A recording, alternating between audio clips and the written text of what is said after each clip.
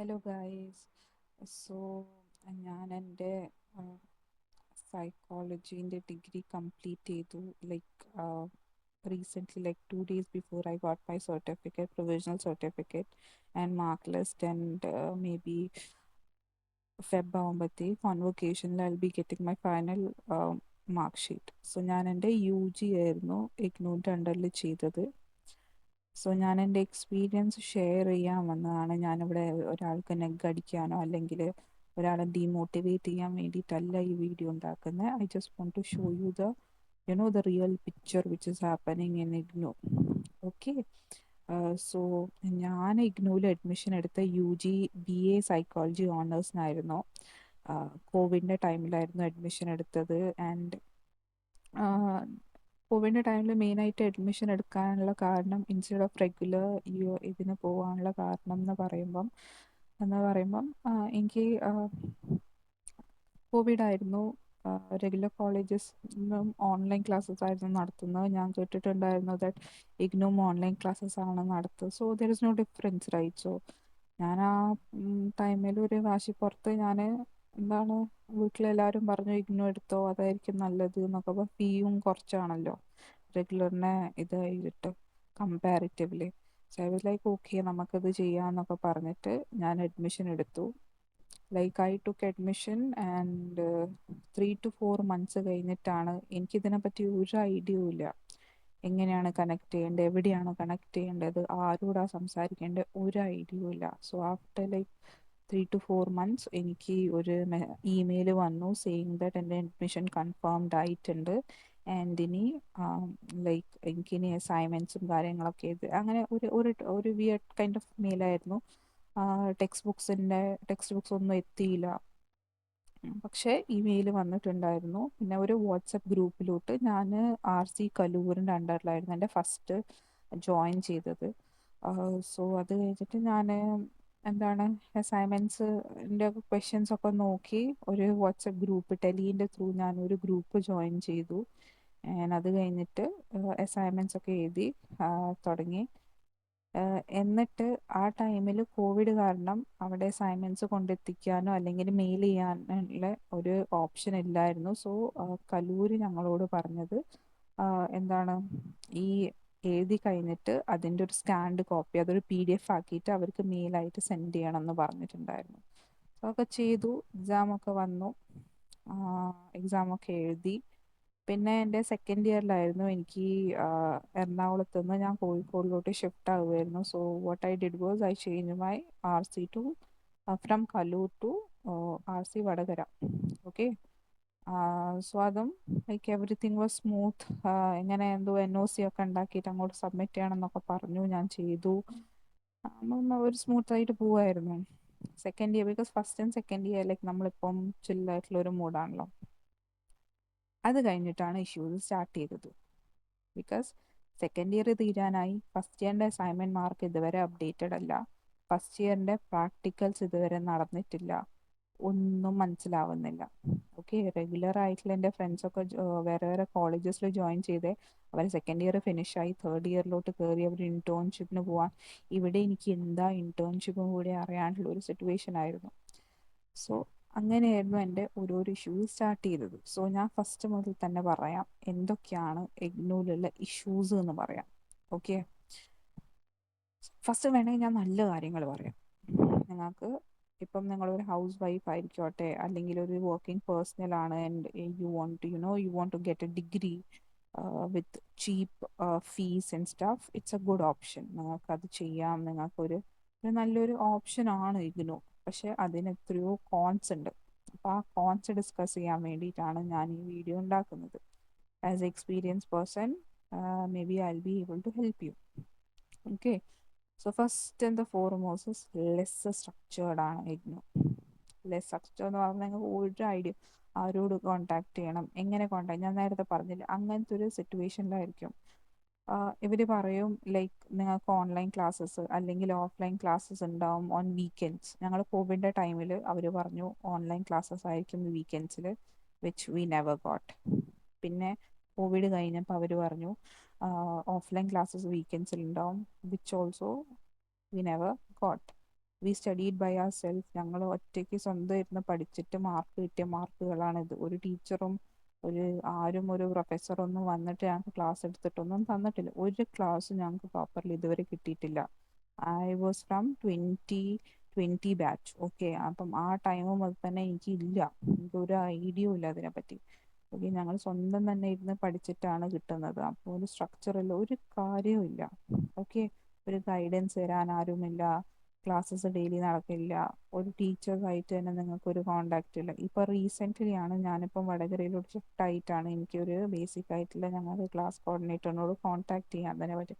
Kaloor is horrible. Horrible meaning horrible to horrible എക്സ്റ്റെൻഡിലാണ് കലൂരുള്ളത്.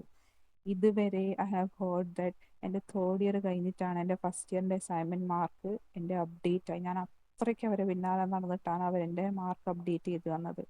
അത്രയ്ക്ക് വലിയ ഇഷ്യൂസ് ഉണ്ട്. ഞാനിപ്പം എൻ്റെ കൂടെയുള്ള ക്ലാസ്മേറ്റ്സിനൊക്കെ ചോദിച്ചു നോക്കുമ്പോൾ ഇപ്പം കലൂരുള്ള ആൾക്കാർ പറയുന്നുണ്ട് അവർ ഇതുവരെ ഫസ്റ്റ് ഇയറിൻ്റെ മാർക്ക് അപ്ഡേറ്റ് ആയിട്ടില്ല എന്ന്. അപ്പം അങ്ങനത്തെ ഒരു വേഴ്സ് സിറ്റുവേഷൻ, അത് നിങ്ങളുടെ റീജിയണൽ സെൻറ്ററിൽ ടോട്ടലി ഡിപ്പെൻഡ് ആണ്. I have heard Trivandrum R സിയിൽ നല്ല പ്രോപ്പറായിട്ട് സ്ട്രക്ചേർഡ് ആയിട്ടുള്ള കാര്യങ്ങൾ നടക്കുന്നുണ്ട്. ബട്ട് കലൂരിൽ ഇറ്റ്സ് ഹോറിബിൾ. ആൻഡ് വടകരയിലും പ്രോപ്പറായിട്ട് എന്ന് പറയാൻ പറ്റില്ല, പക്ഷെ എന്നാലും അസൈൻമെൻറ്റ് മാർക്സ് ഓൾ ടൈമിൽ അപ്ഡേറ്റ് ആകുന്നുണ്ട്. പ്രാക്ടിക്കൽസ് അവരിപ്പം നടത്തുന്നുണ്ട്. അതുകൊണ്ട് അതൊരു എനിക്കൊരു ഇഷ്യൂ ആയിട്ട് തോന്നുന്നില്ല. പിന്നെ അസൈൻമെൻറ്റ്സ് നമുക്ക് മനസ്സിലാവാം, like you are not getting classes. Okay, BA psychology honours എന്ന് പറയുമ്പോൾ ഒരു ഇൻഡെപ്ത് ആയിട്ടുള്ള ഓണേഴ്സ് ഡിഗ്രി അതിനെ കൊണ്ട് ഇൻഡെപ്ത് ആയിട്ടുള്ള സ്റ്റഡീസ് ആണ് അതിൽ ചെയ്യേണ്ടത്. അസൈൻമെൻറ്റ്സ് ഓരോരോ ടൈം ആകുമ്പോൾ 6 മാസം ആകുമ്പോൾ അസൈൻമെൻറ്റ്സ് അപ്ഡേറ്റ് ആയിട്ട് വരും. പക്ഷേ ദ ഇഷ്യൂ ഇസ് നിങ്ങൾക്ക് അസൈൻമെൻറ്റ്സ് എഴുതേണ്ടത് അത് നിങ്ങൾ സ്വന്തം എഴുതണം. സ്വന്തം എഴുതണം മാത്രമല്ല, നിങ്ങൾക്കൊരു ഗൈഡൻസ് കിട്ടത്തില്ല. എക്സാമിന് മുമ്പ് അത് സബ്മിറ്റ് ചെയ്യണം. അതിൻ്റെ ഡേറ്റ് പോയിട്ടുണ്ടെങ്കിൽ സബ്മിറ്റ് ചെയ്യാൻ പറ്റില്ല, ഡിലേ ആയിട്ടുണ്ടെങ്കിൽ സബ്മിറ്റ് ചെയ്യാൻ പറ്റില്ല. പിന്നെ 6 മാസം ഒരു വർഷം കഴിഞ്ഞിട്ടുണ്ടെങ്കിൽ അങ്ങനെയും പോയിട്ടുണ്ടെങ്കിൽ എന്താണ്, നിങ്ങളെ ഡെഡ് ലൈൻ പോയി, പിന്നെ പുതിയ അസൈൻമെൻറ്റ് പിന്നെ എഴുതണം. അങ്ങനത്തെ ഓരോരോ ഇഷ്യൂസ് ഉണ്ട്. So be careful to submit your assignments on time before deadline. Okay, പിന്നെ എന്ന് പറയുന്നത് ലിമിറ്റഡ് ആയിട്ടുള്ള പിയർ ഇൻട്രാക്ഷൻ. നമ്മൾ ഈ കോളേജ് ലൈഫ് എന്നൊക്കെ പറയുമ്പം നമുക്കൊരു ക്യാമ്പസ് ലൈഫും ഒരു കൂടെയുള്ള ഒരു എന്താണ് ഫ്രണ്ട്സിൻ്റെ കൂടെയുള്ള ഒരു വൈബും അതൊക്കെ ആയിരിക്കും നമ്മൾ വിചാരിച്ച് അഡ്മിഷൻ എടുക്കുന്നത്. പക്ഷെ ഇവിടെ നമുക്ക് ഒരു പിയർ ഗ്രൂപ്പും ഉണ്ടാവില്ല. മോസ്റ്റ് ഓഫ് ദെം ആ ലൈക്ക് നല്ല അവർ സെൽഫ് റെസ്പോൺസിബിൾ ആയിട്ടുള്ള അഡൾട്ട്സ് ആണ് ഇതിലെടുക്കുന്നത്. നമ്മുടെ മാതിരി കോളേജ് പിള്ളേരൊന്നും അല്ലെങ്കിൽ ജസ്റ്റ് 12th കഴിഞ്ഞിട്ടുള്ള ആൾക്കാരൊന്നും ഇതിൽ അഡ്മിഷൻ എടുക്കുന്ന എത്രയോ വളരെ കുറവാണ്. സോ അവരെടുത്ത് നമ്മളെ മാതിരി ചില്ല് ചെയ്യാനോ ടൈം ഉണ്ടാവില്ല. വർക്കിംഗ് പേഴ്സണൽ ആയിരിക്കും, ഹൗസ് വൈഫ് ആയിരിക്കും. അപ്പോൾ അവരൊക്കെ ഫുൾ ബിസി ആയിരിക്കും. അപ്പോൾ പിയേഴ്സിൻ്റെ ആയിട്ടുള്ള ഇൻട്രാക്ഷൻ വളരെ കുറവാണ്. എനിക്കൊരു നല്ലൊരു ഒരു ഫ്രണ്ട് കിട്ടിയിട്ടുണ്ടായിരുന്നു. ബിക്കോസ് ഓഫ് ഹർ എനിക്കിത് നല്ല സപ്പോർട്ടീവ് ആയിട്ടുള്ള എൻ്റെ ഒരു ജേർണി ആയിരുന്നു. She is a housewife and ആളിപ്പം എന്താണ് മാസ്റ്റേഴ്സ് ചെയ്തുകൊണ്ടിരിക്കുകയാണ്. സോ ഇറ്റ്സ് ഗുഡ്. അങ്ങനത്തെ ഇത്തിരി ആൾക്കാർ നിങ്ങൾക്ക് കിട്ടാം. പക്ഷേ there are also a lot of people who don't have any peer groups. അങ്ങനെ സ്റ്റക്കായി പോകും ഇതിൽ. ഓക്കെ, പിന്നെ at the same time harder to stay motivated. Very very true. Like result എപ്പോൾ വരിക, ലൈക്ക് തേർഡ് ഇയറിൻ്റെ എൻവയൺമെൻറ്റ് സൈക്കോളജിയിൽ ഐ റിമെമ്പർ ഞങ്ങൾക്ക് ഇത്ര വലിയ ഹൊറബിൾ ആയിട്ടുള്ള ഒരു പേപ്പർ ഇല്ലായിരുന്നു. എൻവയൺമെൻറ്റ് സൈക്കോളജിയിൽ പാസ്സാവാൻ നല്ല ബുദ്ധിമുട്ടാണ്. എത്ര പഠിച്ച് I expected to get above 70 and paper വന്ന് നോക്കുമ്പോൾ 35 ജസ്റ്റ് പാസ്സായിരുന്നു ഞാൻ. ഓക്കെ, അപ്പം അങ്ങനത്തെ സിറ്റുവേഷൻസ് ഉണ്ട്.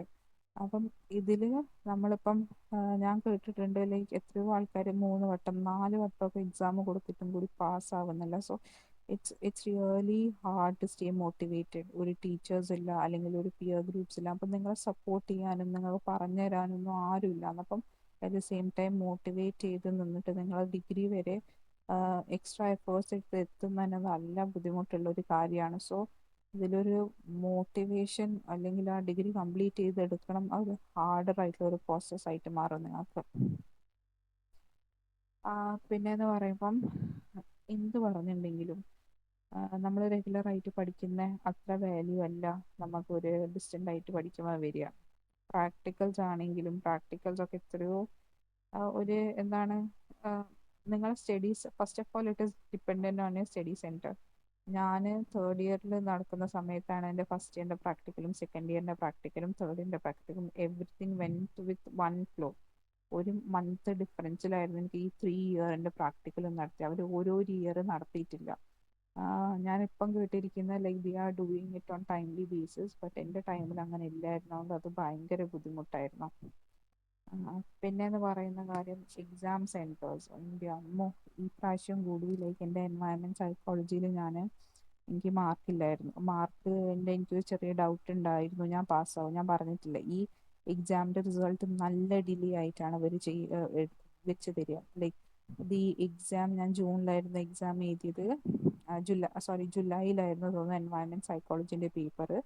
ആൻഡ് ഇതിൻ്റെ റിസൾട്ട് വന്നിരിക്കുന്നത് ലാസ്റ്റ് മന്ത് ആണ്. Okay, July, August, September, October അല്ല, നവംബർ ഫസ്റ്റ് വീക്കാണോ ഒക്ടോബർ ലാസ്റ്റ് വീക്ക് അങ്ങനെ എന്തോ ആണ് റിസൾട്ട് വന്നിട്ട്. അപ്പം അത്ര ഈ ടൈമിൽ ഓൾറെഡി ഡിസംബറിൻ്റെ എക്സാം ഫോം വന്നിട്ടുണ്ട്. ഓക്കെ, ഈ എക്സാം ഫോം വന്ന സമയം നമുക്ക് എത്ര വേഗം നിറയ്ക്കാൻ പറ്റുന്ന ഫോം അത്ര വേഗം നിറയ്ക്കണം, അല്ലെങ്കിൽ ഈ സെൻറ്റേഴ്സ് ഫില്ലായി പോകും. പിന്നെ അടുത്തുള്ള സെൻറ്റർ കിട്ടില്ല, ദൂരത്തുള്ള സെൻറ്ററിൽ പോകണം. അപ്പം ഈ എക്സാമിൻ്റെ റിസൾട്ട് വരുന്നവരെ നമ്മൾ കൺഫ്യൂസ്ഡ് ആയിരിക്കും. നമുക്ക് എന്താണ് എക്സാമിന് ഫോം നിറയ്ക്കണോ നിറയ്ക്കണ്ടേ എന്നൊരു സിറ്റുവേഷനായി. പക്ഷെ ഞാൻ എന്നിട്ടും കൂടി എൻ്റെ റിസൾട്ട് വന്നില്ല എന്നിട്ടും കൂടി ഞാൻ എൻ്റെ എക്സാം സെൻറ്റർ നിറച്ചു. ലൈക്ക് വിത്തിൻ 1 വീക്ക്, അല്ല ഒരു വീക്ക്, ഫസ്റ്റ് വീക്കിൽ സംതിങ് എന്തോ ഒരു എക്സാം ഫോം വന്നു. ഞാൻ നെക്സ്റ്റ് വീക്കായിരുന്നു നിറച്ചത്. അന്നപ്പോഴത്തേക്ക് തന്നെ കോഴിക്കോടുള്ള ഫുള്ള് സെൻറ്റേഴ്സ് ഫില്ലപ്പായി. ഓക്കെ, പിന്നെ എനിക്ക് കണ്ണൂർ പോയിട്ടാണ് എക്സാം എഴുതേണ്ടി വന്നത്. അത് അത്ര ഇൻകൺവീനിയൻ്റ് ആണ്. ലൈക്ക് എത്രയോ കുട്ടികളുണ്ട് BA PCH, BA സൈക്കോളജി ഓണേഴ്സിന് എത്രയോ 600 സംതിങ് കുട്ടികളുണ്ടായിരുന്നു എൻ്റെ ബാച്ചിൽ. അപ്പം ഇത്രയും കുട്ടികൾക്ക് വേണ്ടി അവർ പ്രോപ്പറായിട്ടുള്ള സെൻറ്റേഴ്സ് അവർ ഓപ്പൺ ചെയ്യുന്നില്ല. ഈവൻ ഇഫ് സെൻറ്റേഴ്സ് ഉണ്ടെങ്കിലും അതിൽ കൂടുതൽ സ്പേസിങ് ഇല്ല കുട്ടികൾക്ക് ഇരിക്കാൻ വേണ്ടി. സോ അത്രയ്ക്ക് ഒരു ഇഷ്യൂ ആണ്. അതുകൊണ്ട് എത്രയും വേഗം ഫോം വരുന്നോ അത്രയും വേഗം please make sure to fill the exam form so that you get your exam centers according to your convenience. നേരത്തെ പറഞ്ഞ അത് റിസൾട്ട്സ് ആ റിയലി ഡിലേ എന്ന് പറഞ്ഞാൽ എത്രയോ ഡിലേഡാണ്. ഓക്കെ, നമ്മൾ ഞാൻ പറയുന്ന മാതിരി നമ്മളിപ്പം റീവാലുവേഷൻ ഇപ്പം കൊടുത്തിട്ടുണ്ടെങ്കിൽ ഓൾറെഡി ഡിസംബറിൻ്റെ എക്സാം ഡേറ്റ്സ് വന്നു. അഡ്മിറ്റ് കാർഡ് ഇന്നലെയാണെന്ന് തോന്നുന്നു അഡ്മിറ്റ് കാർഡ് വന്നിരിക്കുന്നത്. ഇതുവരെ റീവാലുവേഷൻ്റെ എൻവയൺമെൻറ്റ് സൈക്കോളജി റിസൾട്ട് വന്നിട്ടില്ല. ഈ റിസൾട്ട് എൻ്റെ റീവാലുവേഷൻ്റെ റിസൾട്ട് വന്നിരിക്കുന്നത് എൻ്റെ ഈ ജൂണത്തെ എക്സാമിൻ്റെ റിസൾട്ടിൻ്റെ 1 വീക്ക് മുമ്പെയാണ് എൻ്റെ ആ സെയിം സബ്ജക്റ്റിൽ റീവാലുവേഷൻ്റെ റിസൾട്ട് വന്നിരിക്കുന്നത്. അപ്പം അത്രയ്ക്ക് ഡിലേഡാണ് റിസൾട്ട്, ഡിലേഡാണ്. പിന്നെ റീവാലുവേഷൻ പിന്നെ പറയേ വേണ്ട. സോ ഇത്രയ്ക്ക് ഇഷ്യൂസ് ആണ്. So if you are in your like you just എന്താണ് സ്കൂൾ കഴിഞ്ഞിട്ട് if you are planning four college, please make sure to go for a regular college instead of distance move. If you are a if you are a housewife and you want to build your future, or if you are a working person and you want to go, നിങ്ങൾക്ക് വേറെ option ഇല്ല. Regular അല്ലാണ്ട് നിങ്ങൾക്ക് ഒരു option ഇല്ലെങ്കിൽ it's a good option. നിങ്ങൾക്ക് slow ആയിട്ടും study ആയിട്ടും ഈ ഡിഗ്രി തീർക്കാം. പക്ഷേ നിങ്ങൾക്ക് ടൈംലി ബേസിസിൽ ഡിഗ്രി ഫിനിഷ് ചെയ്യണമെങ്കിൽ ഇറ്റ്സ് നോട്ട് എ ഗുഡ് ഓപ്ഷനേ അല്ല. Because 2 years of my academic journey has been wasted because എൻ്റെ ഈ റിസൾട്ട് സ്റ്റക്കായി നിന്ന കാരണം. So make sure you don't go for this.